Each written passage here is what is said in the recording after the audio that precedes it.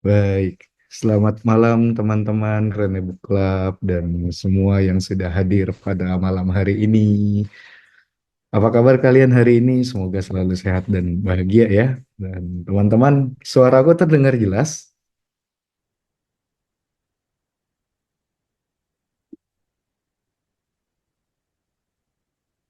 Suaraku sudah terdengar jelas belum teman-teman? Jelas ya? Baik, terima kasih. Ya, baik, terima kasih sekali lagi buat teman-teman yang sudah hadir pada acara malam hari ini dalam rangka bedah buku Never Split the Difference.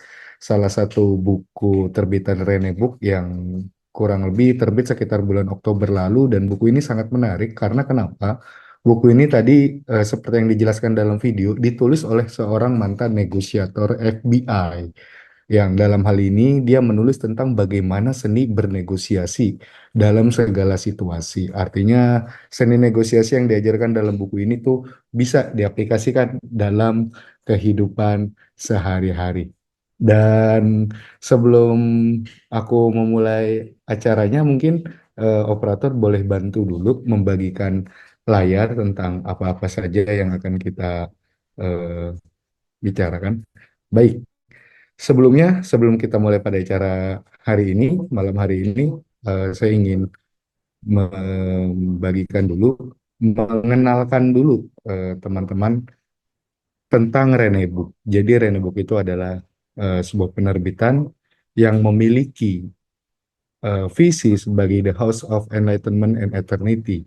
Kami apa berharap bisa menjadi rumah keabadian begitu dan menerbitkan buku-buku penulis kekinian dunia baik buku terjemahan maupun non terjemahan dengan rata-rata genrenya adalah bisnis, self improvement, parenting, bahasa dan lain-lain. Kami pun memiliki cita-cita untuk menerbitkan 100.000 judul di tahun 2045.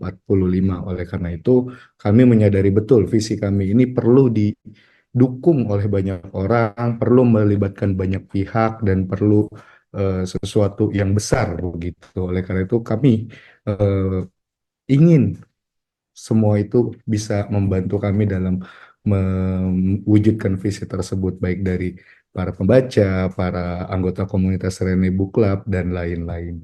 Baik, selanjutnya.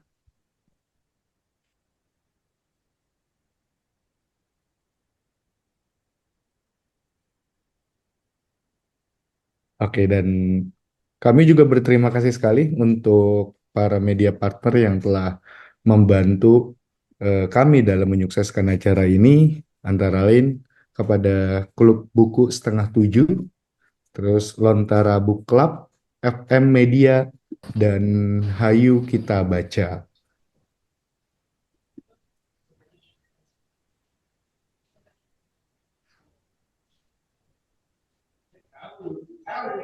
Yap, oke.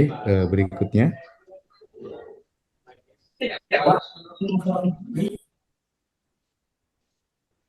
Ya, dan buat teman-teman yang mungkin belum mengikuti Renebook di media sosialnya, boleh banget nih untuk segera diikuti, di follow dari IG dan tweetsnya ada di @penerbit_renebook, kemudian di TikToknya ada @penerbit_renebook, X atau Twitternya @renebook_, dan YouTube-nya Renebook.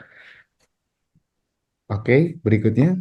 Dan kami juga pada kesempatan ini ingin menyampaikan bahwa teman-teman yang berminat menjadi reseller buku-buku Renebook itu sangat terbuka sekali peluangnya untuk menjadi bagian dari reseller kami dengan cara bisa langsung menghubungi kontak apa namanya customer service untuk reseller ada di Kak Linda di 0811 1466 1119.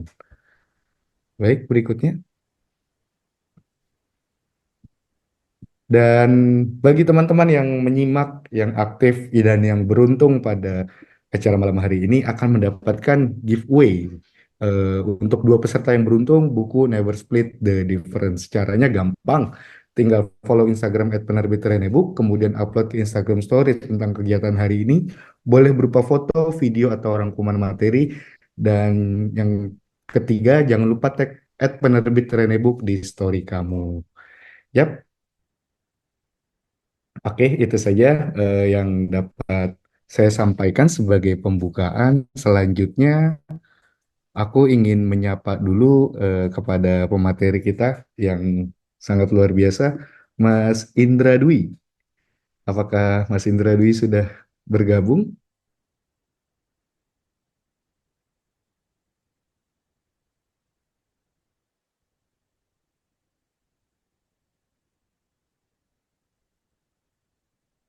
Selamat malam, Mas Indra. Apakah sudah bisa bergabung?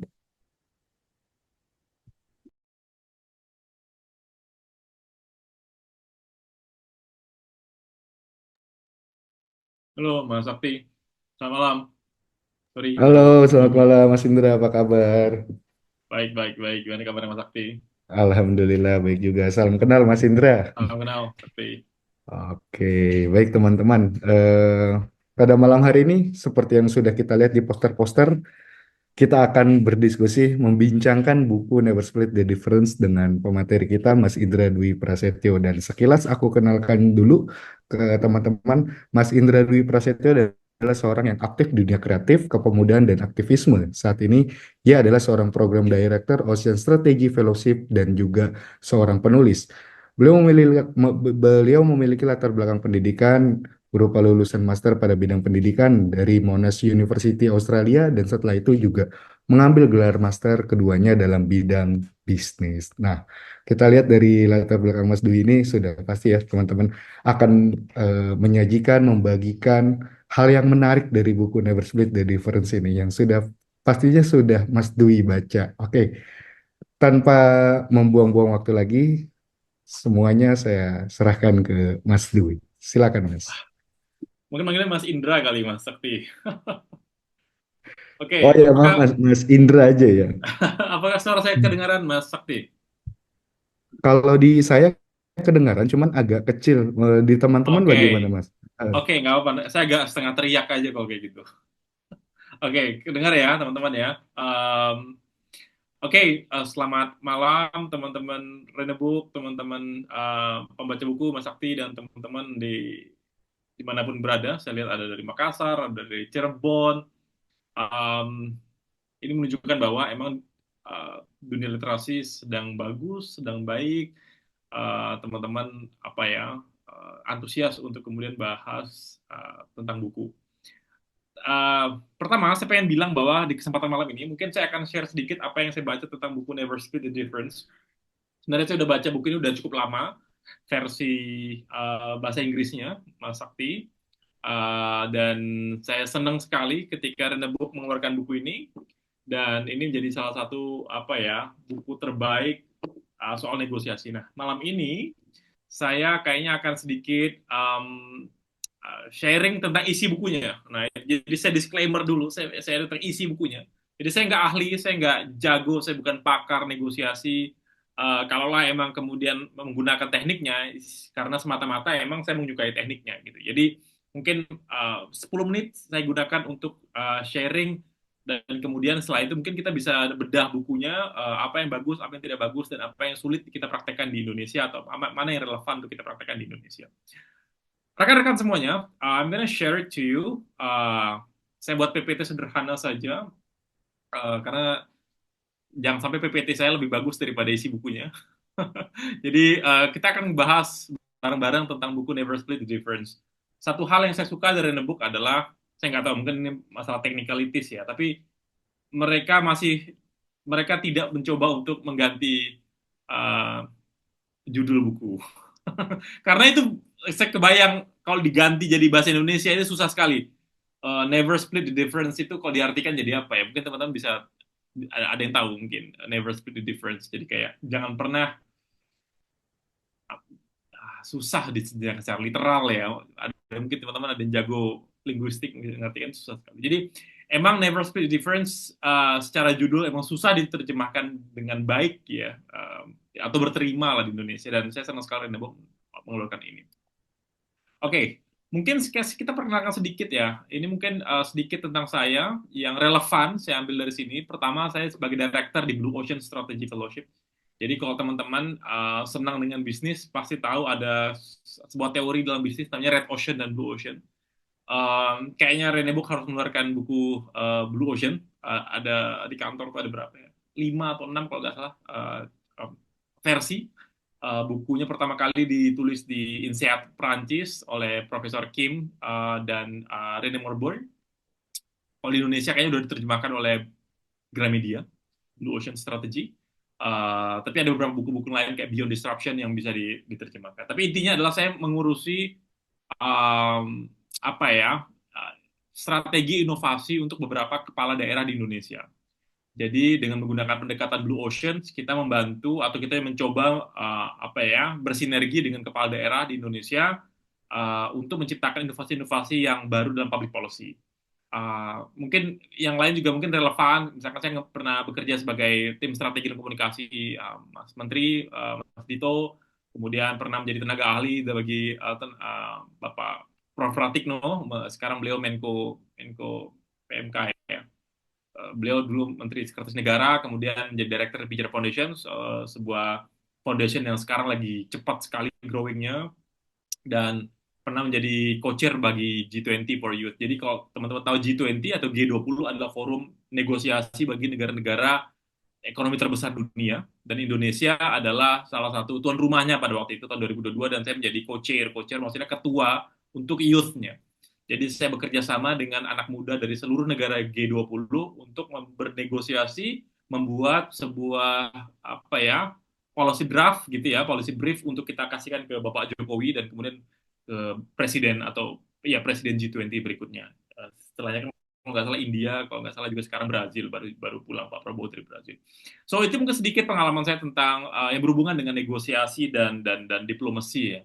Nah, sedikit juga perkenalan, saya sudah lebih dari 10 tahun berurusan dengan beberapa proyek di berbagai negara, terutama terkait dengan youth dan education di Asia hingga di beberapa negara-negara luar. Saya sudah berbicara dari lebih dari 100.000 audiens di Indonesia, terutama anak muda. Tahun 2022 menjadi pemuda berprestasi Kemenpora dan menjadi 7 to 7 prominent figures oleh Oppo Indonesia, alumni berprestasi dari Australia Award tahun 2023, dan saya punya followership ada 100.000 total di TikTok dan di Instagram saya, jadi saya cukup aktif bermain sosial media. Kenapa kemudian ini saya sampaikan? Karena pribadi saya menggunakan ilmu dari negosiasi itu di kehidupan sehari-hari, baik itu secara profesional maupun personal. Nah, yuk kita bahas sedikit apa sih yang dibahas oleh Chris Voss dalam bukunya. Nah, buat teman-teman yang belum tahu ya, Chris Voss, saya justru kenal pertama kali Chris Voss di kelasnya di masterclass. Kalau teman-teman berlangganan masterclass, teman-teman tahu Chris Voss satu mentor di dalam website tersebut. Beliau mengajar tentang negosiasi, dan Chris Voss adalah mantan negosiator Sandra, FBI, dengan pengalaman yang cukup luas ya di berbagai negara. Dan beliau mengajarkan bagaimana caranya bernegosiasi, dan itu diimplementasikan dalam kehidupan sehari-hari. Tapi emang banyak yang baca buku ini tujuan untuk bisnis. Jadi sedikit background bahwa emang beliau cukup apa ya cukup aktif dulunya ketika masih di FBI, mencoba untuk bernegosiasi dengan para teroris ya, baik itu pernah di Filipina, pernah di US, pernah di Timur Tengah dan segala macam. Yuk, jadi ada 10 prinsip teman-teman yang dibahas Chris Voss di bukunya, dan saya akan jelaskan sedikit demi sedikit, dan kemudian nanti kita akan sharing mungkin bareng Mas Sakti apa sih bagusnya, apa sih kelemahannya dan seterusnya. Prinsip pertama adalah dia mengajarkan tentang pendekatan baru, ya sebenarnya bukan baru-baru amat ya, tapi gini, saya pernah ikut mata kuliah negosiasi dalam bisnis. Ada satu teori dalam bisnis itu dikenal dengan BATNA. BATNA adalah best agreement to a negotiated best alternative to a negotiated agreement gitu ya, BATNA sebutnya. Jadi dalam BATNA itu kita selalu diajarkan bahwa gimana caranya dua orang itu menemukan win-win solution. Okay? Dan dalam bisnis, dalam public policy kita biasa diajarkan semacam ini. Nah, Chris Voss itu membuat sebuah teori baru lah ketika beliau di Harvard, ketika beliau mengajar ini gitu ya. Mayoritas mahasiswa-mahasiswa di Harvard itu kaget dengan teorinya ini karena jarang dipakai gitu, karena biasanya mereka pakai BATNA gitu ya. Bagaimana sih win-win agreement-nya, bagaimana sih jalan tengahnya. Tiba-tiba Chris Voss mengeluarkan teori yang agak mencengangkan bahwa dalam Sandra kita nggak bisa win-win gitu ya. pilihannya satu, leher leher orang itu selamat dan tidak dipotong, kan mungkin itu ya sederhananya. Kan nggak bisa win-win. Misalnya win-win kayak gimana kalau apa ya, potongnya setengah aja kan nggak bisa kan, atau tembakannya setengah aja kan nggak bisa kan. Jadi dalam dalam hal ini ketika beliau mengajarkan ini di teman-temannya di Harvard, banyak yang kemudian kaget lah bahwa pentingnya pendekatan yang lebih psikologis, ya, bagaimana mempengaruhi manusia secara psikologis. Nah, saya lanjut ke kedua. Prinsip kedua yang menarik dari buku ini adalah menjadi cermin, teman-teman. Jadi, alih-alih dalam negosiasi itu kita berbicara tentang menjadi apa ya, menjadi diplomat ulung gitu ya, yang kemudian pengen orang lain tuh menjadi seperti kita. Dalam buku ini justru Voss mengatakan bahwa lebih baik kita mendengarkan aja lebih banyak. Nah, ini menarik nih. Jadi dengan semakin banyak mendengar, kita semakin banyak tahu. Jadi percayalah, semakin nanti teman-teman bertemu orang-orang hebat, CEO-CEO hebat, mereka adalah pendengar yang hebat. Saya dulu ketika belum ngerti ilmu semacam ini, saya ngerasa ketika saya udah ngomong banyak dengan orang hebat, saya ngerasa paling pintar Mas Sakti. Tapi sekarang saya ngerasa saya seorang paling bodoh dulu, ngapain saya ngomong banyak, ya seharusnya saya mendengar banyak gitu ya. Tapi emang ya pada akhirnya jam terbang ya. Jadi emang jadilah cermin maksudnya gini, ketika kemudian orang berbicara, orang itu lebih senang untuk divalidasi alih-alih di counter. Bagi contoh, misalkan hmm, saya kasih sederhana ya, saya khawatir tentang anggaran yang kurang misalkan, ada orang yang bilang gitu. Nah, kebiasaan kita itu merespon langsung tuh, wah masa sih anggarannya kurang gitu, misalkan kayak gitu ya, atau serius, nggak mungkin anggaran kurang ya. Tapi dalam negosiasi nggak bisa seperti itu. Yang kita lakukan adalah kita kita ulang kalimatnya. Kalau bisa kita paraphrase misalkan, wah jadi kamu ya apa khawatir ya nah anggaran yang kurang ya? Terus gimana? Iya, nanti dia bercerita lagi tuh. Iya, karena saya takut nanti uang saya dipotong oleh bos saya. Nah, dipotong bos. Kok bisa dipotong? Nah, jadi berlanjut tuh. Jadi jarang sekali dalam negosiasi itu dia mendebat. Kalau bisa berbicara, kita ulang terus, kita ulang terus. Nanti ada di chapter berikutnya bagaimana cara dia mengulang. Tapi yang paling prinsip adalah jadilah cermin, dah titik. Jangan banyak bacot. Nah, kayak gitu lah mungkin ya, sederhananya. Jadi ketika bernegosiasi, diam aja. Nah, misalkan saya di salah satu forum di Jeju Forum waktu itu saya berbicara tentang bagaimana bernegosiasi tentang youth and peace lah. Korea Selatan belajar di negara-negara lainnya tentang perdamaian, bagaimana anak muda bisa membawa misi perdamaian. Alih-alih seharusnya saya jadi pembicara, pada waktu itu saya jadi pembicara. Jadi hadapan saya adalah anak muda, CEO, anak-anak muda startup dari Korea.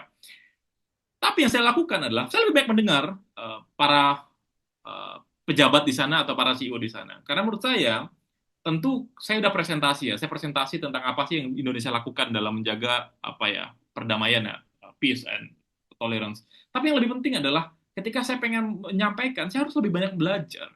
Itulah kenapa saya lebih banyak mendengar ketika ketika sesinya berakhir dan seterusnya. Kita masuk prinsip ketiga. Jadi prinsip kedua tadi prinsip pertama bahwa dia mengajarkan apa psikologi lebih psychological. Prinsip kedua lebih menjadi cermin. Prinsip ketiga beri label. Nah, labeling ini penting sekali. Atau apa sih yang teman-teman lihat setelah kalau ngelihat foto Caimin misalkan? Apakah cawapres yang gagal ataukah menteri yang baru dilantik? Nah, itu kan jadi dua hal yang berbeda nih, ya kan? Nah, label itu penting. Jadi bagaimana kita melabeli orang lain itu jadi penting. Kenapa ini penting, teman-teman? Voss mengatakan bahwa ketika kita mendengarkan orang bicara, jangan terbawa emosinya, tapi label dia lagi apa sebenarnya. Contoh ya, misalkan ada orang yang ngerasa kayak frustasi gitu-gitu ya. Katakan aja, oh kayaknya Anda lagi kewalahan ya, kayaknya lagi capek ya, kayaknya kamu lagi lelah ya. Jadi itu label tuh. Jadi jangan kemakan emosinya. Kan ada orang kalau orang lagi sedih, kita ikutan sedih gitu ya. Tapi dalam negosiasi itu nggak, jangan lupakanlah itu sementara. Tapi labeli dia. Jadi misalkan, oh kamu lagi pasti kamu lagi butuh uang ya. Misalkan dia ngomong dengan Sandra, misalkan, oh kamu pasti butuh uang ya. Iya nih, aku lagi butuh uang. Kasih aku uang, katakanlah 100 juta. Wah, 100 juta, oke sih. Emang uang 100 juta untuk apa gitu? Iya, saya untuk pesta misalkan waktu itu ada di Filipina. Oh, saya untuk pesta misalkan. Oh, pesta. Iya sih cukup 100 juta. Jadi divalidasi dulu si teroris itu. Apa yang dia ingin, apa yang dia ingin lakukan kita validasi. Oke, jadi jangan kemakan emosinya, tapi beri validasinya dan beri label. Oh, dia lagi senang, dia lagi sedih, dia lagi frustasi, dia lagi butuh uang, dia lagi apa butuh tebusan misalnya. Saya ambil contoh sederhana. Jadi ketika Chris Voss di Filipina ada seorang eh, yang menculik seorang tawanan lah ya. Kemudian orang Filipina itu nelpon lah. Long story short, karena dia anak pejabat, dia bisa tahu kontaknya Chris Voss lah. Telepon Chris Voss ke US dari Filipina. Ini ada anak pejabat diculik lah. Long story short, Chris Voss nelpon lewat perantara polisi tentu, karena dia nggak bisa bahasa Tagalog. Eh, ternyata misalkan eh, uang itu misalkan dibutuhkan misalkan untuk pesta misalkan. Oh, saya lupa itu di Filipina atau di Haiti, kayaknya di Haiti.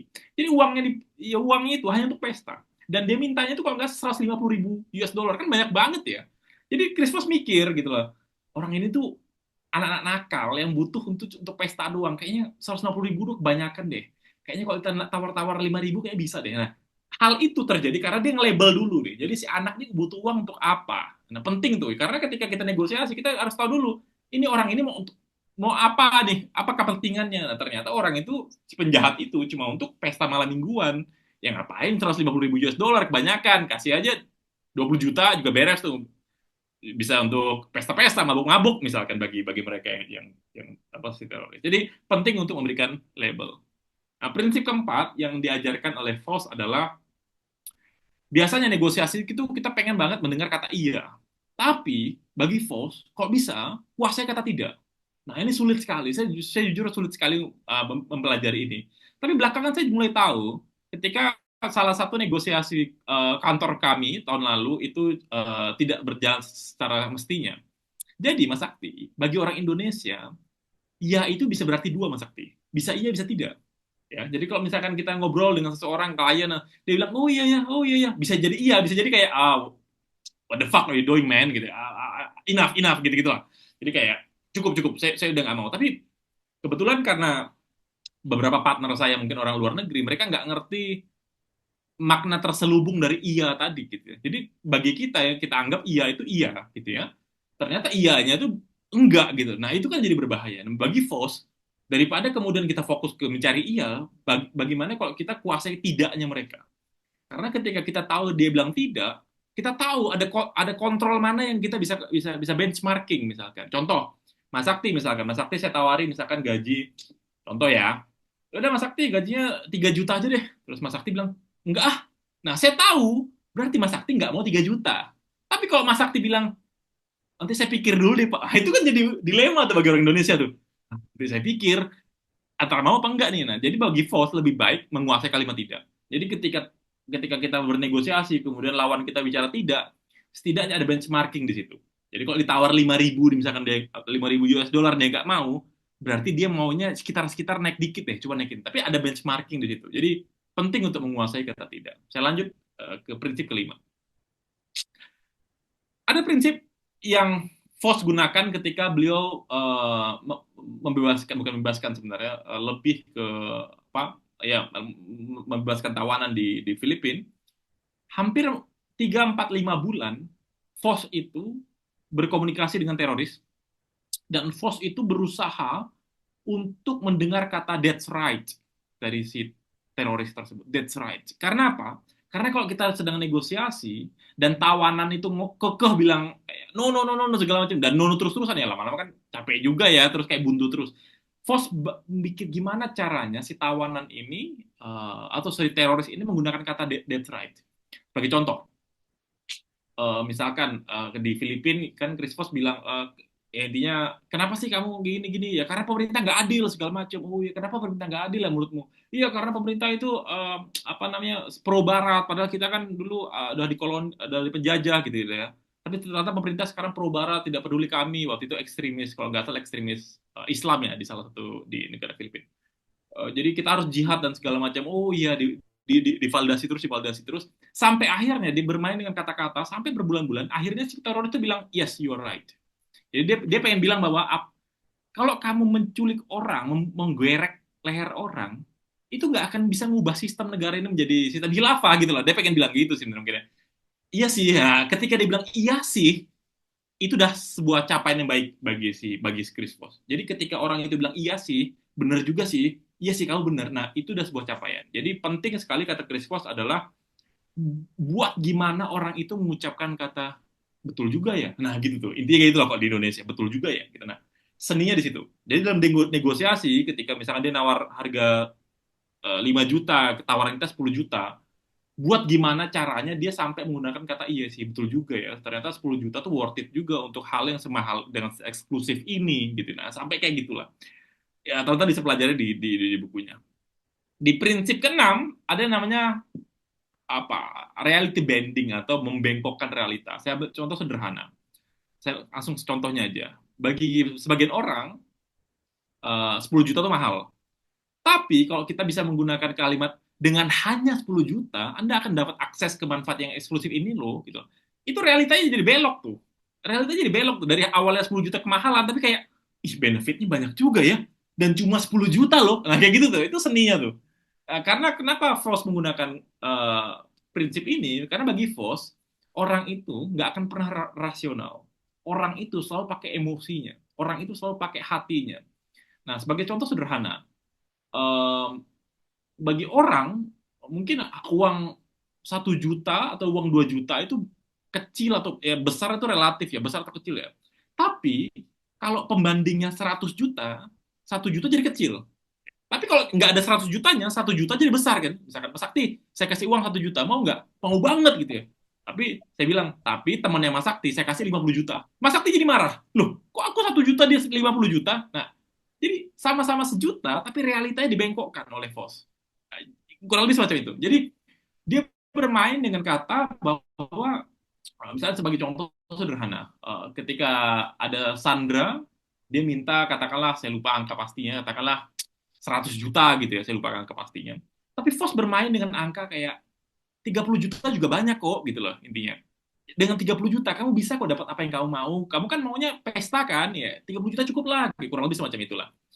Alih-alih, jadi awalnya si teroris pengennya 100 juta, lama-lama cuma 30 juta dan mau. Karena realita dibengkokkan tadi. Dari awalnya ngelihat 100 juta itu gede, si Vos bermain dengan kata sehingga 30 juta jadi gede banget gitu.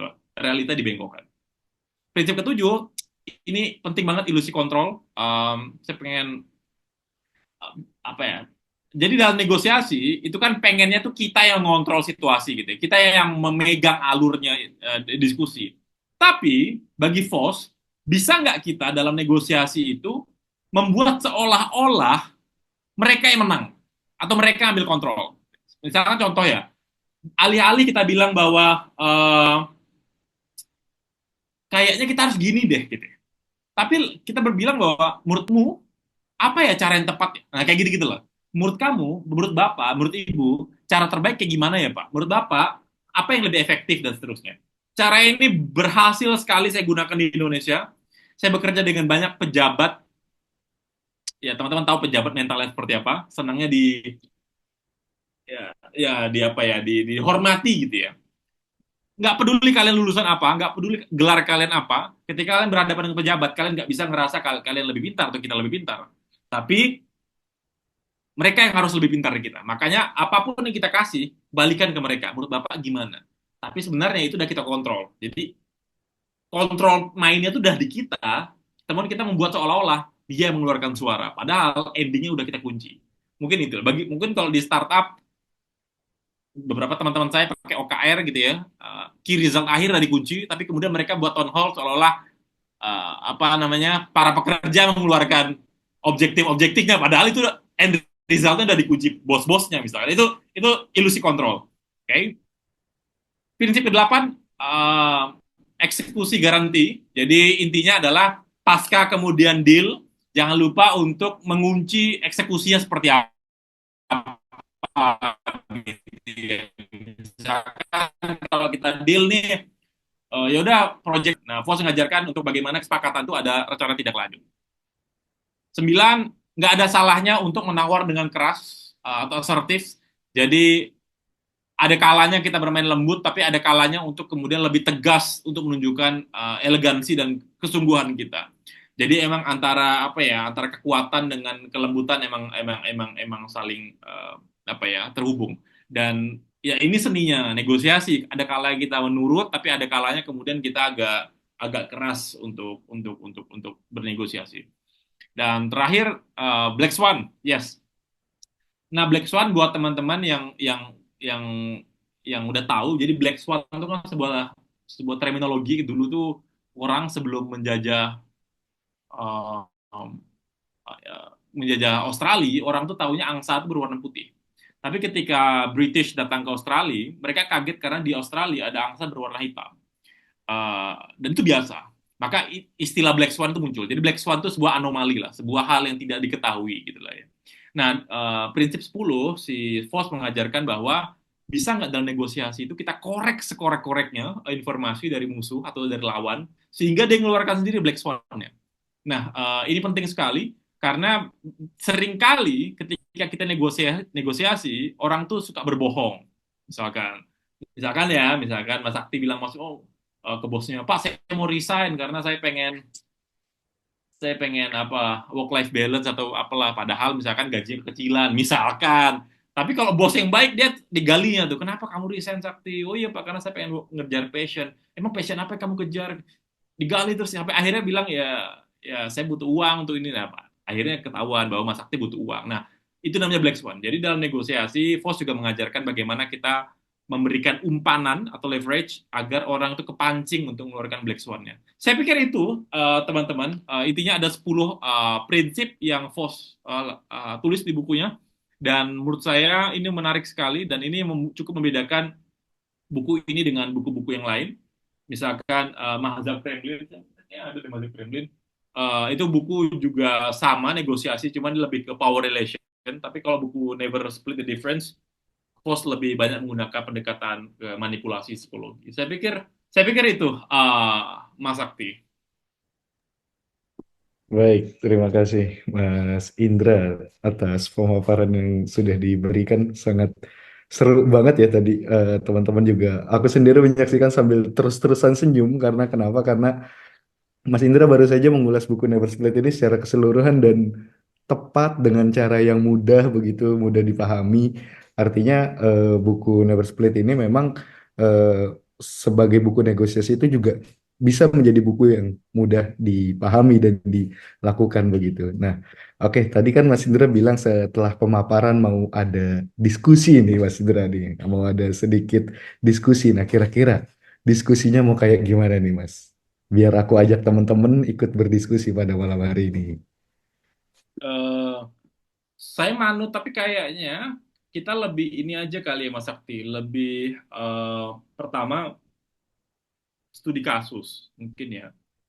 Kedua eh, saling feedback aja, saling feedback. Karena saya yakin teman-teman juga jago banget di sini, masing-masing punya pengalaman tentang negosiasi dan mungkin teman-teman bisa ngasih cara-caranya. Karena gini, biar bagaimanapun, Chris Voss adalah orang Amerika, oke? Okay? Orang Amerika itu terbiasa frontal, Mas Sakti. Yes, yes, no, no. Saya ragu ada buku negosiasi khas Indonesia tuh. Ketika yes tapi no, ketika no bisa jadi yes gitu-gitu ya. Nah, itu juga mungkin teman-teman punya pengalaman bagaimana berhubungan dengan klien atau dengan pejabat gitu ya. Yang seperti itu. Mungkin itu juga bisa jadi diskusi kita. Oke, oke. Berarti tadi kita coba berangkat dari studi kasus dulu ya, teman-teman. Ya, Oke, mungkin gini, aku pantik dengan pertanyaan deh. Eh, se buat teman-teman, ada nggak pernah ngerasain kayak harus mengalami negosiasi yang sulit dan mungkin saat itu tidak menang begitu negosiasinya? Mungkin boleh diceritakan gitu bagaimana prosesnya begitu atau apa yang dinegosiasikan dan mengapa itu nggak menang sehingga teman-teman datang ke sini tuh untuk lihat oh bukunya ini aplikatif apa enggak sih gitu. Siapa nih? Ada Marcel mau cerita? Nggak, Boleh, Marcel? tapi saya izin off cam ya, Mas. Siapa Oh ini ya? Nak?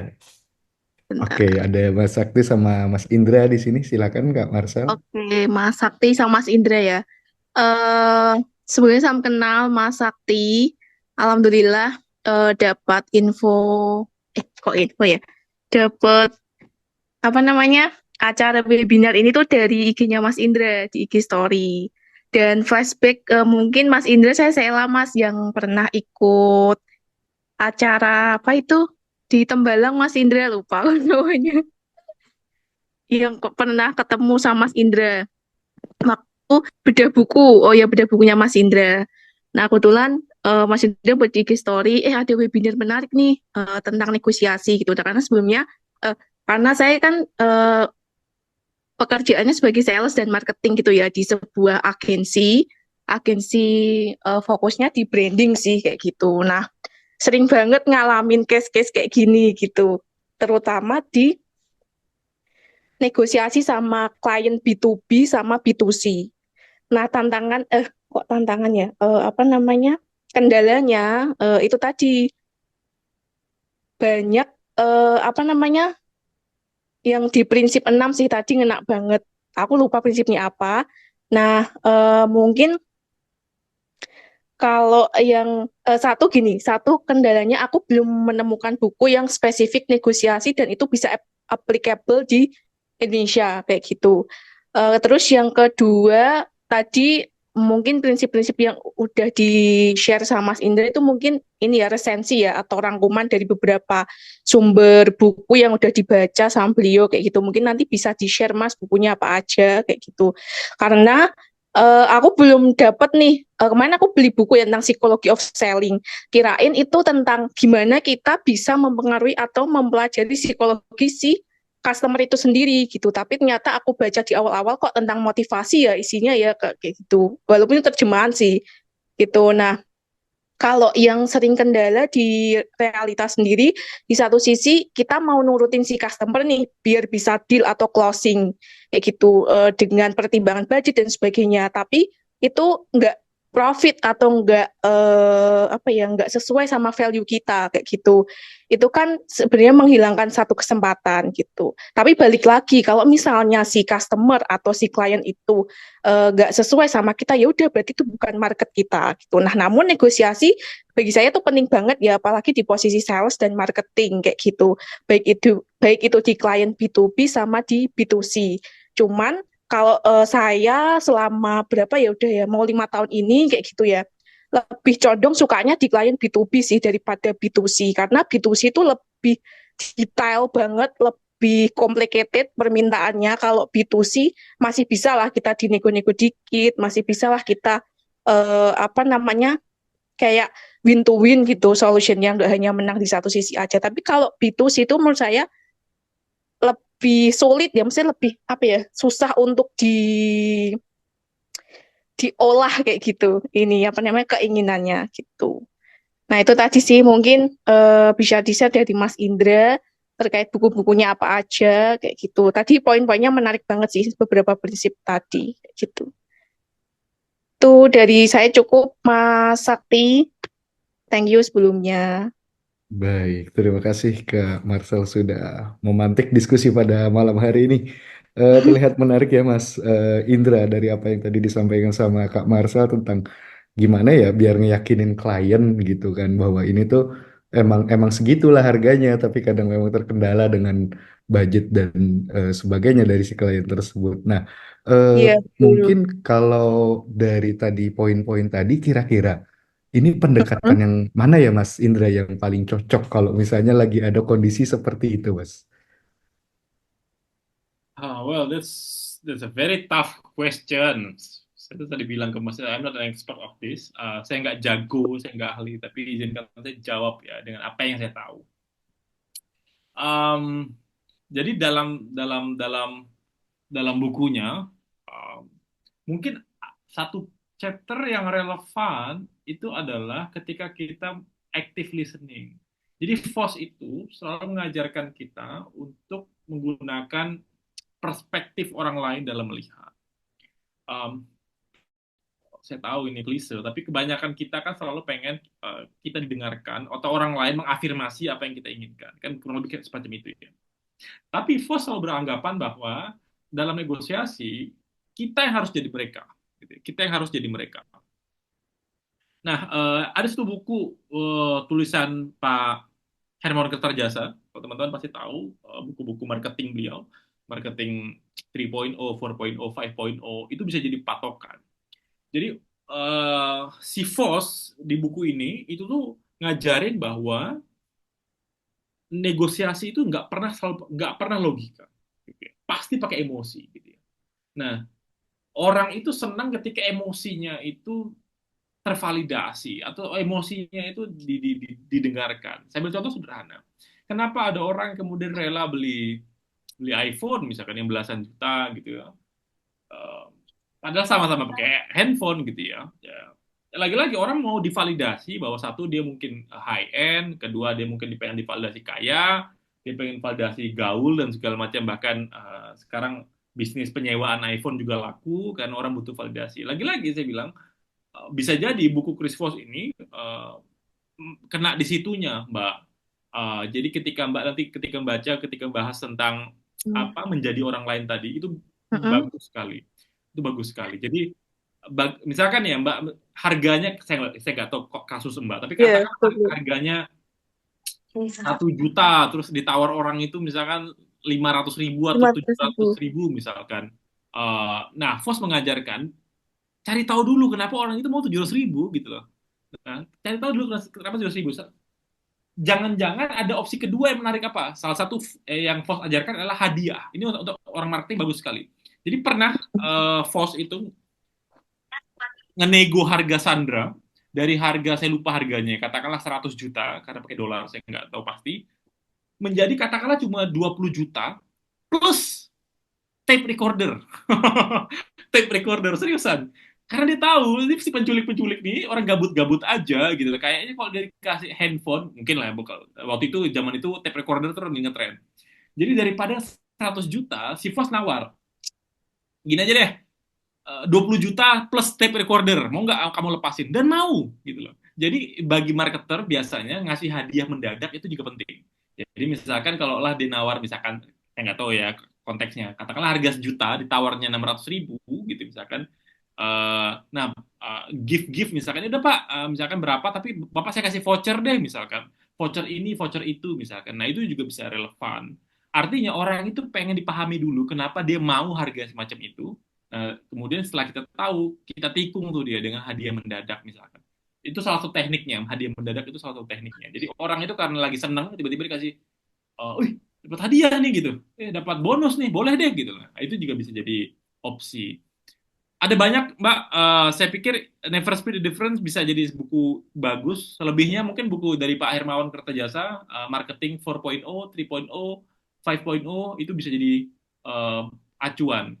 Menjawab pertanyaan tadi, kenapa orang tuh mau membeli iPhone puluhan juta, padahal sama-sama dengan OVO, dengan Redmi, misalkan ya sama-sama bisa nelpon, tapi itu tadi karena orang pengen divalidasi egonya. Dan itu ada di buku Pak Hermawan tadi dan buku Never Split the Difference. Mungkin Mungkin itu Mbak Marcel sedikit yang saya tahu. Maaf kalau Oke. jawab.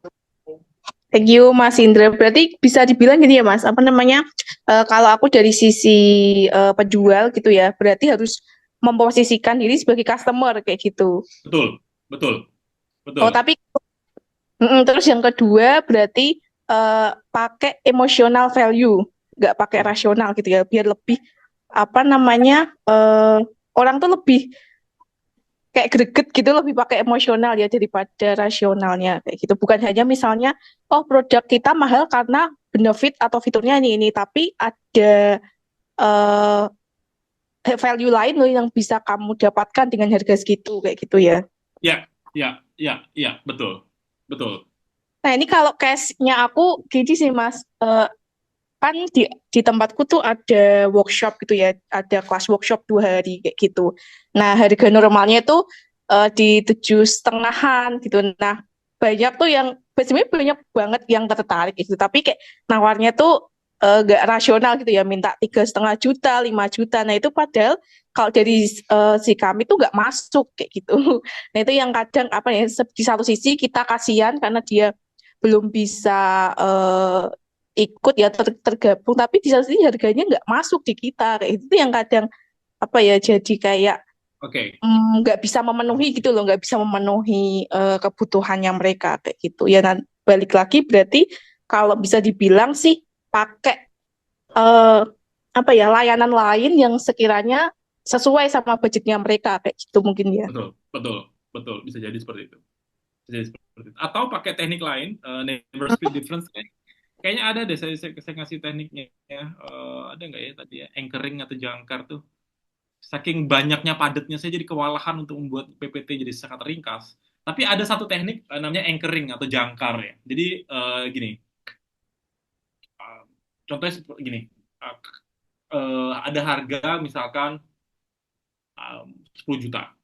Okay. Yang dilakukan FOS, dan ini dilakukan mak-mak zaman dulu. Ditawar ekstrim dulu. 5 juta mau nggak? Gitu lah. Itu namanya anchoring atau jangkar. Yang dilakukan FOS itu adalah ngelempar jangkar dulu. Karena apa? Secara psikologi, orang itu selalu berhitung 1, 2, 3, 4, 5, 6, 7, 8, 9, 10 kata FOS. Nggak ada orang ngitung tiba-tiba dari 2 ke 8. Itu nggak bisa. Jadi secara psikologi, kalau orang tuh nawar 10, FOS langsung lempar jangkar dulu. Jadikan ke 5 deh. Karena apa? Orang itu langsung terasosiasi. Kalau 5 temannya, kalau nggak 4 ya 6. Kayak gitu-gitu lah. Itu namanya teknik anchoring atau teknik jangkar. Jadi kalau misalnya Sandra minta 100 juta, kemudian FOS apa namanya test the water saya kasih 40 juta mau nggak? Eh, pasti nolak dong. Tapi kalau dia naikin harga, nggak mungkin jadi 120 juta gitu loh. Pasti naikin kok nggak ke 50, 60 gitu loh. Karena udah dijangkar dulu oleh FOS. Jadi dijangkar dulu di angka 40 gitu dari tawaran 100. Nah, itu juga teknik-teknik yang bisa dipakai di marketing. Artinya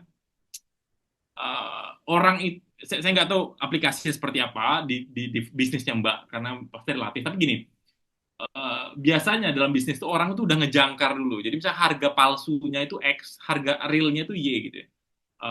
Kemudian orang minta didiskon dong gitu. Padahal itu harga palsunya dan kita kasih jangkarnya dia udah diskon berapa maunya misalkan sekian sekian ya udah deh naikin dikit deh. Padahal itu harga harga realnya. Nah itu mungkin bisa dipakai juga tuh di teknik anchoring. Kebayang nggak maksud saya? Jadi kalau harga aslinya katakanlah 5 juta, Iya kemudian benar. Mbak jual 10 juta gitu ya, terus orang diskon diskon deh, ya udah nggak apa-apa. Itu namanya teknik anchoring. Itu bisa dipakai dalam marketing. Ya, Gini nggak ya Mas yang tak tangkap ya. Misal harga standarnya atau normalnya tuh 7,5 gitu ya workshopnya. Nah dia nawar tuh 5 juta. Kan sebenarnya nggak masuk tuh di kita, nggak apa namanya, nggak masuk budgetnya di kita. Nah kita lempar tuh kalau kita nawarin 6,5, gimana bisa cocok nggak sama dia kayak gitu. Berarti ya, ya. dikasih angka yang deket sama penawarannya dia. Yes, Oh. yes. Nah, ya, dan bisa jadi harga workshopnya, realnya nggak nyampe 7,5 juta. Jadi entah gimana harga Oh. workshopnya justru diturunin di angka, saya nggak tahu ya, jadi 5 juta harga realnya. Tapi di marketing dijual 7,5. Nah, ketika orang tawar dan kemudian harga negonya 6 juta, still Mbak masih punya keuntungan profit 5 juta. Ini teknik anchoring yang dipakai, yang diajarkan di buku ini. Dan saya belajar banyak. Oh. Baik. Yang bonus tuh juga aku udah nerapin sih mesti tempatku, dan emang box sih Mas kalau bonus tuh. Maksudnya tapi di tempatku tuh bonus nggak dikasih di awal karena itu kayak jadi surprise gitu loh. Ketika di awal dikira udah mahal, tapi ketika dia udah join nih di workshop atau kelasnya, ternyata banyak banget loh hadiah-hadiah yang udah kita berikan. Nah itu, tapi pernah sih kalau pas dia misalkan ada hambatan tuh buat pendaftarannya kayak gitu, tapi kita langsung kasih bonus di awal dikit-dikit kayak gitu tuh juga memang bisa sih kayak gitu. Ya. Oke. Saran saya Baik. emang kalau bonus tuh kasih di awal untuk memantik lagi-lagi masalah emosi. Orang itu kalau lagi happy uh, rasionalitasnya diturun ya. Itulah kenapa orang banyak check out ketika sebelum tidur kan. Check out Shopee segala macam karena orang tuh nggak bisa mikir aja. Lihat barang bagus check out aja gitu ya. Tapi kalau lagi siang-siang kita jarang check out tuh karena kita lagi rasional kayak kemahalan ya. Tapi kalau mau tidur tuh kayak masuk nih. Kepikiran ya. Nah, jadi saran saya kalau Aja emang terus. ngasih bonus di awal agar dia happy dan kemudian bisa closing. Gitu. Baik, terima kasih Thank Kak you, Marcel dan Mas Indra Indra, sudah Mas memulai Ardi. diskusi pada malam hari ini. Selanjutnya nih sudah ada banyak antrean pertanyaan dan atau tanggapan begitu. Pertama dari buku Orange, mohon pendapatnya Bang soal negosiasi current Middle East issue antara Hamas dan IDF. Sama Mas Indra mau ditanggapi atau tidak? Saya nggak lagi-lagi ini mau masalah geopolitik ya.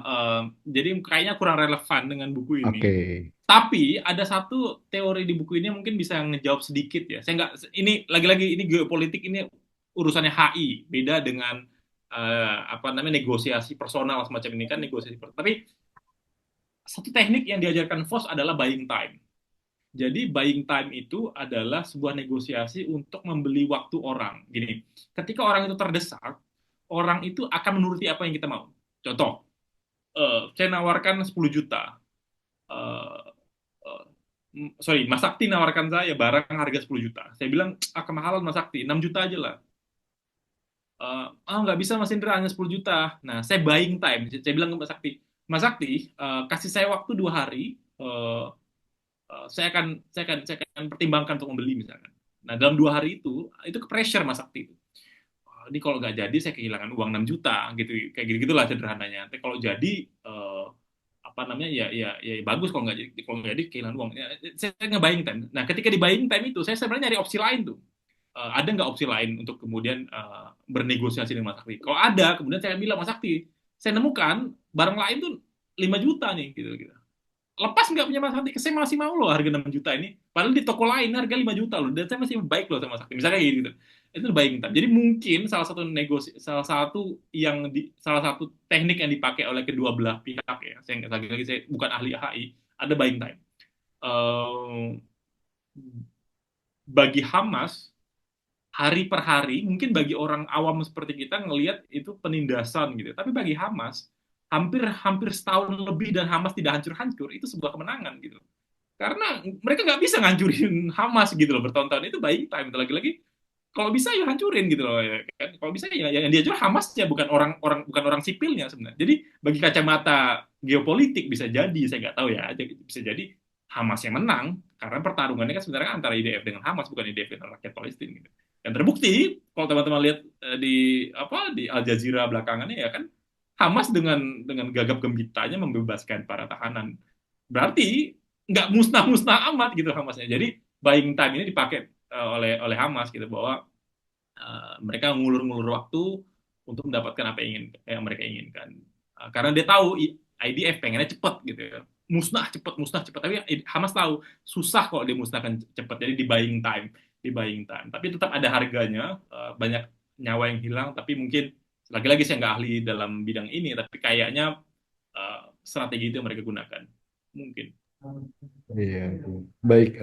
Secara tidak sadar mungkin buying time ini adalah sebuah apa namanya strategi supaya lawan negosiasi kita tuh kehabisan waktu, terpepet, dan pada akhirnya ya udahlah Nggak mau. daripada enggak sama sekali gitu Ya, kan. Ya. betul. Betul, Iya, betul. iya, iya.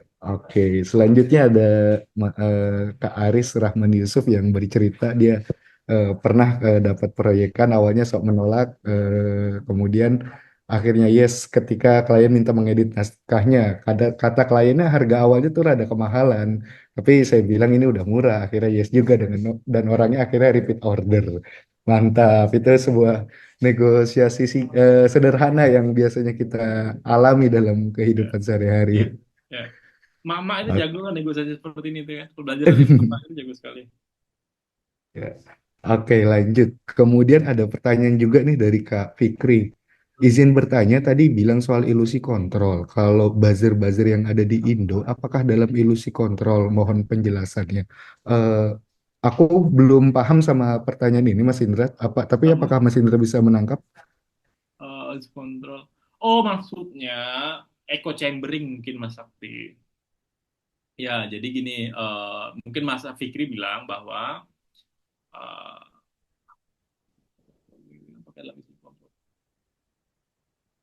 saya juga nggak dapat, tapi saya tafsiri ya maksudnya ya. Jadi dalam teori sosial media itu ada istilahnya echo chambering, teman-teman. Itu penelitian teman saya yang PhD di Monash. Beliau meneliti tentang echo chamber di sosmed bagi anak-anak sekolah ya, anak-anak siswa ya. Intinya gini, sosial media itu kan echo chamber itu maksudnya adalah kalau teman-teman ngomong di ruang tertutup kayak saya nih, di kamar tertutup, kalian teriak, apa yang kalian ucapkan itu kita dengarkan lagi, muter itu. Apa yang kita ucapkan, kita dengarkan. Apa yang kita ucapkan itu namanya echo chambering. Artinya di sosmed itu kita itu hanya dengerin apa yang pengen kita ucapkan, sesederhana itu. Jadi kalau kalian teman-teman senangnya bisnis gitu ya, algoritma kalian ya isinya bisnis semua. Kalau teman-teman senangnya kucing ya algoritmanya kucing semua karena echo chamber, lagi-lagi echo chamber. Jadi apa yang kita pengen dengar itu adalah apa yang kita pengen suarakan, kurang lebih semacam itu. Nah, maksud ilusi kontrol mungkin tadi adalah buzzer-buzzer itu membengkokkan realita tadi mungkin Mas Sakti ya. Jadi yang seharusnya kenyataannya A, buzzer membuat itu jadi B. Mungkin itu kali maksudnya Mas Sakti. Saya pikir iya bisa jadi itu kayaknya Mas Fikri itu kajian lain namanya postmodernisme atau ya itu kajian kajian berbeda. Tapi saya pahami ya betul betul Mbak Eva anaknya kayaknya. Ya jadi emang betul jadi ilusi ilusi kontrol tapi dalam kasus FOS ini ilusi kontrol yang dimaksud itu adalah kita memberikan kewenangan kepada lawan debat kita atau lawan negosiasi kita seolah-olah dia yang menangkan diskusi padahal sebenarnya hasil akhirnya udah kita pegang. Contoh, kita pengen bilang kita pengen agar mereka mengucapkan em, opsi B misalkan. Kita pengen dia milih opsi B. Nah, kita kasih tuh opsi-opsinya. Ini saya ada opsi A, kelemahannya kelebihannya ini. Opsi B, kelemahan kelebihan ini. Opsi C, kelemahan kelebihan ini. Menurut kamu, kira-kira yang mana yang cocok nih dengan negosiasi kita? Nah, secara nggak sadar teman-teman tuh sebenarnya udah nambahin di opsi B tadi. Opsi B udah lebih bagus, udah lebih cakep segala macam. Mau nggak mau dia akan bilang, kayaknya opsi B paling paling baik deh. Serius, yakin kamu opsi B? Iya. Nah, itu namanya ilusi kontrol. Seolah-olah dia yang memutuskan opsi B, padahal sebenarnya kita yang udah ngontrol dia. Nah, dalam sehari-hari juga semacam itu. Eh, itu mungkin maksudnya Mas Fikri. Jadi yang Mas Fikri maksud mungkin ilusi yang tadi, yang masalah echo chamber, tapi yang dimaksud force sebenarnya adalah memberi kewenangan bagi lawan debat atau lawan negosiasi seolah-olah dia yang memutuskan atau dia yang mengontrol jalannya diskusi, padahal udah kita kontrol dari awal. Mungkin itu mungkin Mas Iya, iya. Fikri. Baik, baik. Terima kasih Mas Indra. Jadi ilusi kontrol yang dimaksud POS dalam buku ini adalah ya tadi seolah-olah itu semua keputusan itu adalah diputuskan oleh lawan bicara kita, lawan negosiasi kita, begitu ya. Baik. Lanjut dari Kak Kasma. Mau nanya dong Kak, apakah ke 10 teknik ini perlu dilakukan semuanya berurutan atau bisa secara acak tergantung lawan negosiasi kita? Ini gimana nih Oh, Mas Indra? menurut saya kalau ini saya bisa jawab dengan verb. Negosiasi menurut Faust adalah seni. Yang namanya seni itu pasti abstrak. Yang namanya seni itu pasti acak. Kadang kita pakai yang mana, kadang kita pakai yang mana. Jadi saya yakin jawabannya adalah tergantung kondisi, tergantung kondisi. Misalkan kalau kondisinya apa ya kemahalan tadi ya udah kita bengkokkan realitasnya bahwa harga 1 juta itu sebenarnya nggak mahal loh. Harga 1 juta itu sebenarnya kamu dapat ini. Jadi ini pakai prinsip yang realitasnya dibengkokkan misalkan. Atau ketika kasusnya misalkan eh, em, dia misalkan nggak pengen barang kita gitu ya, atau misalkan nggak butuh barang kita bisa pakai strategi yang lain misalkan cari tahu jadi cermin. Kenapa sih sebenarnya apa sih yang dia butuhkan? Ternyata yang dibutuhkan tuh produk B gitu. Nah, bisa nggak kemudian kita adjust produk kita hingga memenuhi kebutuhan dia. Jadi saya yakin jawabannya adalah tidak 10-10-nya secara bersamaan, tapi pasti kita akan pilih-pilih mana yang lebih tepat dengan kondisi-kondisi tertentu. Saya pikir itu uh, Mas, siapa namanya? Mas Kasma atau Mbak Kasma. Oke, terima kasih Mas Indra ya. Jadi terjawab ya ke Kasma bahwa 10 trik, 10 tips dari Chris Pos ini digunakan sesuai kondisi. Mana yang paling memungkinkan untuk digunakan tekniknya. Kemudian ada lagi nih, mungkin ini masih bidangnya Mas Indra yang sebagai orang yang suka ketemu dengan orang lain gitu dan berbagi. Mas, ada nggak ilmu jitu yang cocok dari FOS buat kami para guru yang sering nego dengan murid? Itu dari Kak Riko Ardianto. Hmm, nego dengan murid ya. Saya pikir-pikir dulu ya. Ada nggak ya? Um, Oke, saya tuh pernah ngajar, pernah jadi guru, dan itu tuh saya buat semacam kontrak. Tapi lagi-lagi saya nggak tahu ini guru murid apa ya, Mas Riko ya. Apakah SD atau SMP atau SMA, saya nggak tahu. Mungkin bisa diklarifikasi. Tapi saya pernah ngajar di misalkan SD ya, saya pernah ngajar dan kemudian kelas itu saya beri kontrak. Artinya saya beri do and don'ts yang kita sepakati bersama. Nah, jadi do-nya apa kita sepakati, don'ts-nya apa kita sepakati, reward-nya apa kita sepakati, punishment-nya apa kita sepakati. Oke, dan itu kita sepakati bersama. Jadi nggak pernah datang dari kita, dari gurunya. Ketika kemudian disepakati bersama, anak-anak itu lebih punya social control. Jadi ketika temannya melakukan kesalahan, yang lain tuh kayak negur gitu loh, karena kayak, ini kan nggak boleh gitu, ini kan nggak boleh kan kita udah sepakati kemarin gitu gitu loh. Jadi itu bisa dipakai, Mas Riko. Ini lagi-lagi pengalaman saya nggak tahu di buku ini jelasin nggak ya untuk negosiasi dengan anak SD atau anak SMP. Tapi itu bisa dipakai. Jadi pertama buat kesepakatan bersama, oke? Okay? Atau bisa jadi kalau misalkan pakai pendekatan Chris Voss, kayaknya bisa dipakai apa labeling, Mas. Jadi anak itu sebenarnya itu kan masih cari jati diri ya, Mas Riko. Anak itu nakal tuh sebenarnya dia nggak nakal dalam artian secara intrinsik dia nakal, jiwanya nakal.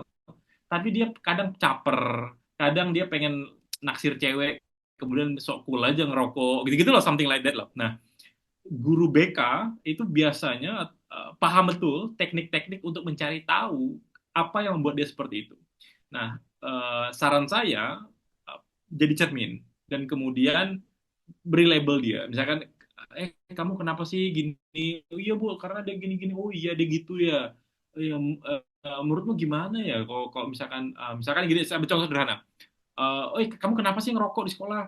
Ya nggak apa kan keren aja. Iya sih, ngerokok emang keren ya. Kamu rokoknya rokok apa? Rokok ini Bu LA. Kenapa rokok LA ya? Ya karena ini. Ditanya terus dan terus. Akhirnya dia akan bilang bahwa ya nggak, kenapa sih ngerokok ya nggak ada kerjaan aja bu, misalkan ya udah kalau gitu gini deh, kamu mau nggak ibu kasih kerjaan apa bu. Gini, kamu besok jadi misalkan jadi apa wakil ketua kelas deh, atau kamu besok jadi temenin ibu kita ngapain misalkan, something like that lah. Jadi bisa dipakai juga. Jadi orang itu pada prinsipnya itu melakukan sesuatu pasti ada motivasi intrinsik. Kita terkesan ngejudging orang di awal dan kemudian pengen mematahkan apa namanya argumentasi orang tersebut secepat-cepatnya. Jadi kalau ada orang salah, kita akan bilang, bego amat sih, kok gitu sih gitu, kok gitu sih gitu misalkan. Tapi Vos nggak gitu, Vos mencari tahu dan memvalidasi. Kenapa sih kamu lakukan itu? Iya karena dia jahat. Iya sih, kalau aku jadi kamu juga, ibu juga gitu sih. Kalau jadi kamu bapak juga gitu sih. Kamu diapakannya? Saya ditinjunya. Serius ditinjunya? Iya pak. Di mana? Di pipi pak. Wah pasti sakit banget tuh. Nah Vos ngajarin gitu tuh. Jadi alih-alih bilang kamu ninju orang ya, saya tinju kamu kayak gitu. Tapi Vos mengajarkan bahwa kamu kenapa sih nakal gitu. Jadi divalidasi sampai akhirnya dia percaya, trust-nya kebangun. Nah, kalau ada udah terbangun trust antara guru dengan murid, beres. Saya jadi guru lama dan saya cara terbaik untuk bangun trust adalah yaitu tadi dengerin mereka. Dan trust me Mas Sakti, saya itu kadang sesekali dulu ketika masih ngajar ya dengan di SMP, saya ngeband bareng siswa-siswi. Sore gitu ya, hari Sabtu misalkan udah habis belajar, yuk kita ngeband bareng yuk, kita yuk semuanya ngeband bareng. Ngeband bareng untuk ngebangun trust. Nah, kalau trust udah kebangun, um, mereka jadi segan banget ke kita karena mereka respect ke kita bukan sebagai seorang guru lagi tapi udah kayak abang atau kakaknya yang mereka harus hormati. Mungkin itu ya Ya, baik, sedikit pengalaman baik, saya. Mas Indra. Berarti secara nggak langsung kalau tadi dari tekniknya POS adalah menjadi cermin dan labeling gitu ya. Betul. Betul-betul apa namanya untuk bangun trust ke murid itu ya kita harus mengerti dulu mereka tuh maunya apa dan kenapa mereka melakukan tindakan itu. Dan selagi kita bisa menjadi cermin, terus kita bisa memvalidasi apa namanya keinginan intrinsik mereka itu pasti trustnya akan terbangun dan ketika guru dan murid sudah trust ya apapun bisa lebih mudah begitu. Baik, kemudian ada Kak Dita Apriani nih, raise hand. Sepertinya Kak Dita mau langsung bertanya. Halo Mas Indra, Mas Sakti, salam kenal. Izin verbal ya Mas, lagi problem Ya, sama jari silakan. jariku. Jadi ada beberapa hal Mas Indra. Pertama, kalau negosiasi ini adalah tentang emosi, kadang bukan kita, saya seringkali emosi saya tuh jadinya overpower gitu. Jadi saya apa ya, kurang bisa sensing saat si lawan bicara ini tuh sudah mulai ingin menghentikan negosiasi atau enggak deh kayaknya gitu. Maksudnya ya itulah ya. Jadi gimana caranya supaya selama proses negosiasi ini kita bisa tetap memposisikan emosi kita tuh under control dan gimana dan ada nggak sih hal-hal yang bisa kita perhatikan untuk kita tuh bisa sensing bahwa lawan negosiasi kita ini tuh udah mulai nggak nyaman atau udah mulai ini udah aroma-aroma gagal nih negosiasinya gitu biar kita bisa antisipasi. Itu yang pertama. Kemudian yang kedua, em, apakah benar semua hal di dunia ini bisa dinegosiasikan? Misal, ini teknis banget ya. Misal ada R&D yang dia punya formula A gitu ya, tapi eh itu R&D, suatu perusahaan dia punya suatu formula yang sebenarnya yang dijual, yang dipublish ke masyarakat, sorry ke konsumen, dan di lab itu berbeda. Ya gitu. Nah dari pihak lab misal mengajukan negosiasi bahwa kayaknya ini udah nggak benar, kita harus kalau ilmu itu kan das it das solen ya, lakukan yang ditulis dan tulis yang kamu lakukan gitu. Jadi kayak apakah selain tadi kan kita harus bisa menawarkan alternatif ya. Misal kita menawarkan alternatif, oke, cost-nya masuk bisa buat jualan. Misal cost-nya masuk secara fungsional oke, tapi untuk branding produk itu jadi nggak bagus karena mungkin ada zat aktif yang kalau dia komponennya major dia akan jadi sangat menjual, tapi saat dipublish dengan komponen yang lebih rendah, ya brandingnya bakal jadi kurang bagus gitu. Sedangkan perkara ini itu kan akhirnya keputusannya ada di final decision maker yang bukan tim R&D atau marketing, tapi si empunya perusahaan kan, bagaimana dia mau membawa perusahaannya gitu, membawa bisnisnya. Nah itu jadi apakah negosiasi itu, apakah ada layer-layer tertentu yang tidak bisa dinegosiasikan gitu di dunia ini? Itu dulu sih Mas mungkin. Oh, it's a very tough, lagi-lagi challenging question.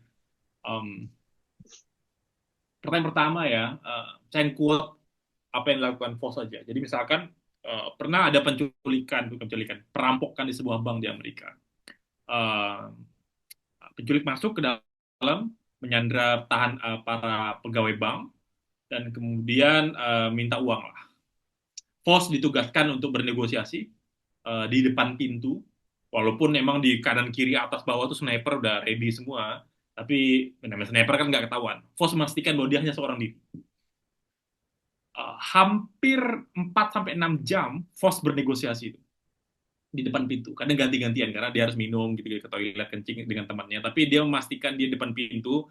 Dia pengen memastikan kepada si Sandra di dalam gedung itu bahwa hey, saya sini sendirian, jangan takut. Kamu berapa lama pun saya temani kok. Gitu. Tapi ada satu kasus ketika Voss tahu bahwa si penyandra itu udah mulai kelelahan. Uh, Kalau nggak salah ditawarin minum tuh kalau nggak salah, something like that lah. Sampai akhirnya menyerahkan diri. Uh, jadi apa apa hal yang buat kita tahu ketika lawan kita itu udah mulai exhausted, udah mulai kelelahan dengan negosiasinya. Bisa jadi gestur-gestur body language-nya berbeda. Uh, Voss biasa mancing agar orang itu selalu aktif dalam berbicara, gitu ya. Jadi dipancing terus. Makanya dalam satu teorinya, saya nggak tahu nih teori mana ya yang ini. Turut 1, 2, 3, 4, di mana ya? Saya lupa. Kayaknya mirroring, di mirroring. Jadi definisi mirroring itu kita ngulangi 2 sampai 3 kalimat akhir si negosiasi apa si rekan debat kita, rekan negosiasi kita, dan kemudian kita paraphrase. Nah, kalau kemudian mereka udah kayak bingung untuk mengembangkan kata-kata dan menjawab pertanyaan kita, biasa mungkin dia udah kelelahan, dia udah kecapean. Jadi misalkan contoh sederhana, kita lagi negosiasi ya.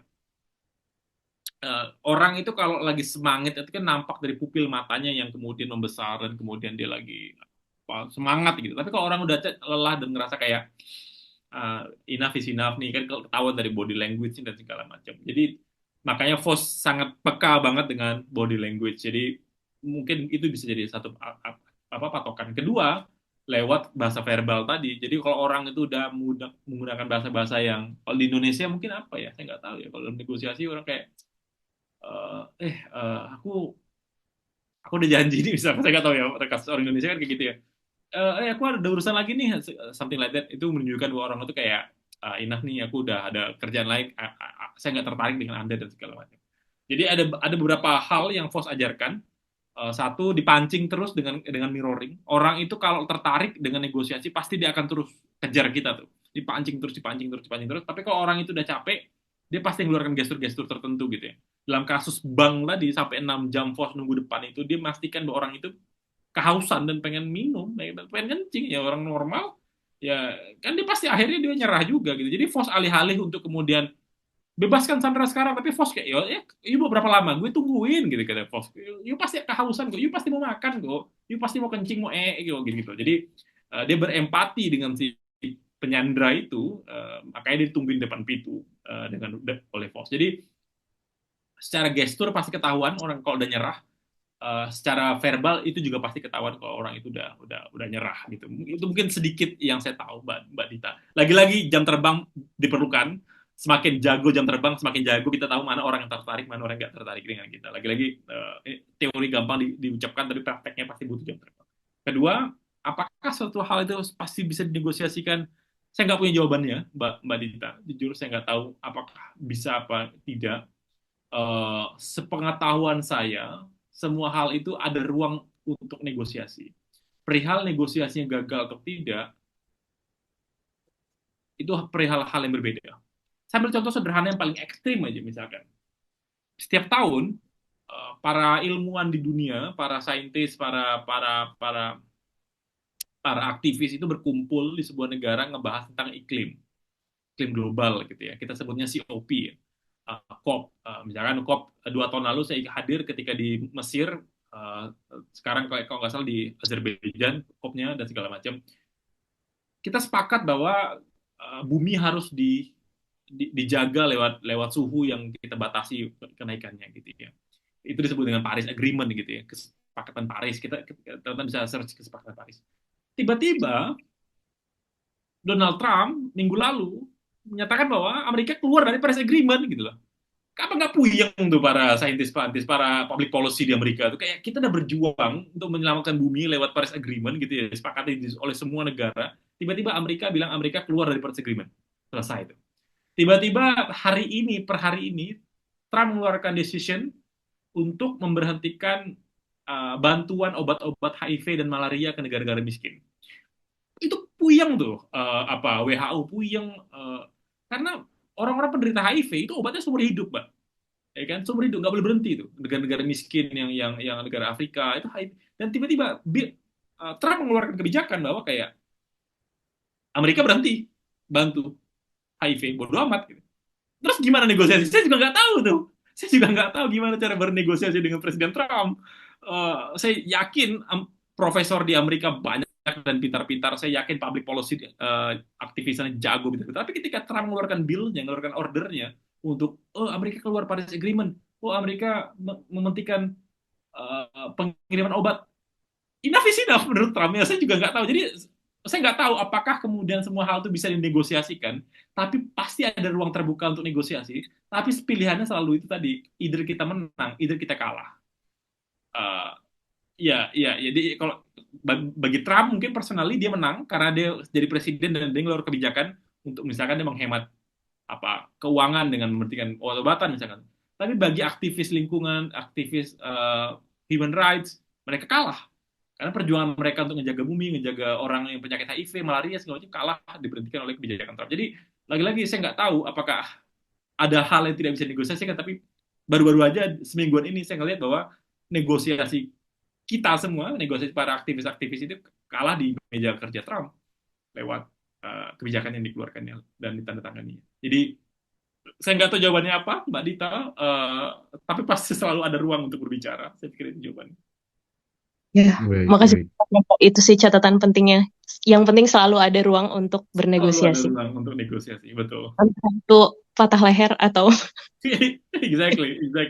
Selalu ada ruang thank untuk negosiasi. Thank you, Mbak Dita. Good luck. you. Baik, terima kasih Mbak Dita dan Mas Indra atas pertanyaan dan jawaban yang diberikan. Baik, mungkin ini akan berlanjut ke pertanyaan terakhir dari siapa nih? Mana tadi ya? Mana siapa tadi yang nanya apa kesalahan umum? Oh, ini dari Kak Abdun. Apa saja kesalahan umum yang sering dilakukan orang dalam negosiasi? Mungkin bisa eh, apa namanya melihat dari pengalaman sendiri atau Ya, bagaimana, Mas? sejauh pengalaman saya sendiri aja ya. Pertama, orang Indonesia, terutama orang Jawa itu mudah untuk tidak enakan. Itu kelemahan. Saya harus akui. Kita itu janganlah negosiasi, kita berkata tidak aja kita takut. Ya. Nah, di bukunya Voss itu ngajarkan untuk berani bilang tidak. When no is no, no. When yes is yes, yes. Tapi bagi kita orang Jawa, ya, saya orang Jawa, takut aja dulu. Saya baru belajar bilang tidak ini mungkin 2-3 tahun belakangan ini. Jadi ketika teman ngajak nongkrong, saya bilang tidak, selesai. Eh, Pak teman ngajak ketemu, saya bilang, oh sorry, saya ada urusan keluarga. Dulu, 5 tahun lalu, nggak bisa saya bilang tidak. Karena apa? Judging-nya tuh kuat banget. Sombong banget sih gitu. Baru aja gitu, nggak mau ketemu teman, segala macam. Tapi sekarang saya belajar untuk bilang no is no. Jadi langkah pertama biasanya negosiasi adalah kemampuan untuk melepaskan apa ya, eh, rasionalitas dan emosi gitu loh. Jadi kita perlu memahami emosi orang, tapi jangan terbawa emosi di kitanya gitu. Gitu maksud saya. Sebagai seorang negosiator kita harus memahami, berempati, tapi jangan bawa emosi kita gitu. Nah, bagi kita, bagi orang Indonesia pada umumnya, kita nggak enakan. Itu yang pertama, kita nggak enakan. Kedua, kita tuh senangnya merespon pembicaraan. Kita senang merespon argumen dengan counter argumen. Jadi ketika saya alami sendiri, misalkan, jadi kalau misalkan ada pasangan kita, ada rekan kita bilang, aduh, ini curhat ya bagi para laki-laki ya. Ini dengar kalau laki ini penting sekali. Ketika misalkan pasangan kalian bilang, aduh capek banget hari ini, aduh capek banget hari ini, misalkan pacar kalian gitu, terus kalian bilang, ya udah istirahat. Bukan itu yang mereka pengen dengarkan gitu. Mereka nggak pengen dengarkan itu. Mereka tahu, mereka udah kuliah, mereka tahu kalau capek istirahat, nggak perlu dibilang. Yang mereka pengen dengar adalah divalidasi. Wih, pasti kamu capek ya seharian ya, kerjamu pasti capek banget hari ini. Bosmu kenapa ngomel kah di kantor? Iya, bosku lagi ini. Wih, ngapain dia ngomel apa? Gitu gitu loh. Cewek itu pengen seperti itu tuh. Ini ilmu penting juga nih. Dan saya baru belajar juga ilmu semacam ini. Jadi kayak ya gitulah. Jadi orang itu selalu berbicara untuk merespon gitu. Jadi kayak, aduh capek banget hari di kantor. Yang dia pengen dengar, didengarkan keluh kesahnya gitu. Bukan kayak, ya udah pesan pijat di sana gitu. Ya udah istirahat, ya udah tidur cepat. Mereka tahu, mereka bukan anak kecil gitu, tapi mereka pengen divalidasi aja gitu loh. Oh capek ya, kamu pasti kelelahannya hari ini. Kamu pasti ngerjain proyek bagus ya, proyek besar ya hari ini. Apa yang buat kamu capek hari ini? Something like that lah. Jadi itu negosiasi. Jadi saya pikir itu kelemahan, dua kelemahan orang Indonesia. Satu, kita tidak enakan, kita terlalu membawa emosi dalam negosiasi. Padahal negosiasi all about science and art. Jangan dibawa-bawa perasaan. Kedua, kita itu terbiasa berbicara untuk merespon. Ngerasa paling pinter, ngerasa pengen ceramahin orang dan merasa pengen nasihat ke orang. Padahal orang itu nggak butuh ceramah kita, orang pengen dengarkan aja. Dan nggak mungkin kita mengasih negosiasi kalau kemudian kita nggak bisa berempati dengan apa yang dia rasakan. Jadi itu kayaknya kesalahan umum yang saya alami. Saya nggak tahu orang lain, tapi saya alami semacam itu. Jadi beberapa tahun terakhir saya mulai berubah tuh. Jadi kalau ada orang ngajak sesuatu yang tidak masuk agenda prioritas, saya pasti tolak. Dengan selalu hormat, saya tolak. Karena menurut saya, sekarang hidup saya lebih penting, keluarga saya lebih penting ketimbang orang-orang lain yang mungkin nggak menganggap saya sepenting itu. Yang kedua, uh, ketika ada orang ngomong, saya lagi belajar untuk merespon umpan baliknya, merespon kalimat terakhir yang diparafrase. Jadi ketika misalkan istri saya lagi ngomong kayak misalkan, ya aku nih apa ya, saya lupa misalkan apa ya, ya gitulah misalkan, oh aku nih capek banget di rumah gitu. Dulu kalau saya dia bilang anak Pelajaran penting bahwa ketika orang lagi ngomong tuh ya udah dengerin dulu gitu. Kalau kita bingung respon ya udah ucapin aja dua tiga kata terakhir dari yang disampaikan. Oke, baik. Terima kasih Mas Dwi. Ternyata nggak kerasa ya. Sekarang udah mau jam 9, artinya webinar ini akan segera berakhir. Saya Sakti dan mewakili tim Renebook berterima kasih sekali kepada Mas Indra yang sudah menyempatkan waktunya untuk hadir, berbagi, dan membicarakan buku Never Split the Difference kepada teman-teman pada malam hari ini. Sehat selalu untuk Mas Indra dan sukses selalu juga untuk Mas Indra. Sampai ketemu lagi nanti kita di kesempatan yang lain begitu Mas ya. Terima kasih waktunya. Baik. Untuk untuk teman-teman yang ada di ruang Zoom ini, eh, jika sudah bisa mengisi berbagai macam form yang ada di atas yang sudah dibagikan, silakan diisi untuk mendapatkan sertifikat dan memberikan umpan balik terhadap acara ini. Kami membutuhkan saran, kritik, masukan dari teman-teman supaya acara kami berikut-berikutnya lebih baik lagi begitu. Dan sebagai penutup, mari kita berfoto bersama dulu teman-teman. Bagi teman-teman yang bisa membuka kameranya, silakan dibuka dulu kameranya, kita akan foto bersama.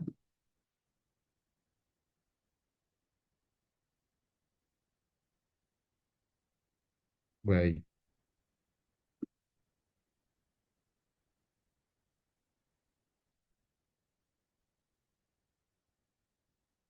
Ah, iya, baik. Kita akan foto bersama. Satu, dua, tiga. Kali lagi, satu, dua, tiga. Baik, terima kasih teman-teman. Sebelumnya ada PPT lagi ya, sebentar sebagai penutup. Silakan dibagikan. Baik.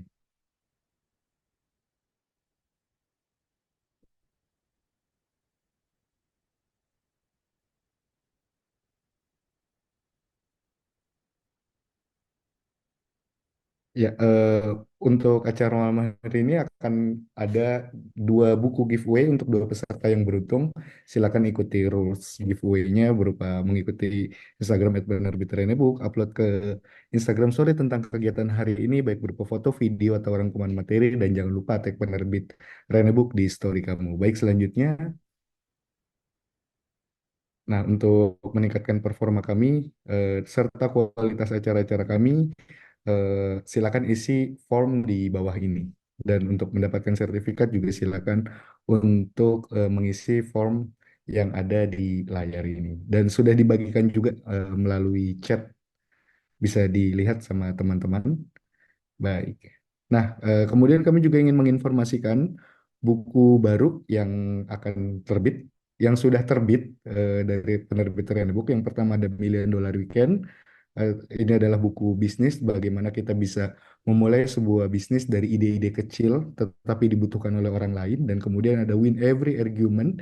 Ini adalah buku tentang bagaimana kita bisa memenangkan sebuah perdebatan, menjadi sosok yang meyakinkan, dan menjadi pembicara yang mengagumkan. Dan kemudian yang ketiga ada You Can Read Anyone. Ini adalah buku tentang bagaimana kita bisa membaca eh, pikiran orang lain, tindakan orang lain melalui pendekatan-pendekatan psikologi yang sudah terbukti. Baik. Selanjutnya, ya, dan jangan lupa juga untuk follow medsos Renebook di seluruh media sosial. Ada di Instagram @penerbitrenebook, TikTok @penerbitrenebook, X atau Twitternya @renebook_, YouTube-nya Renebook. Baik. Ya, baik itu saja.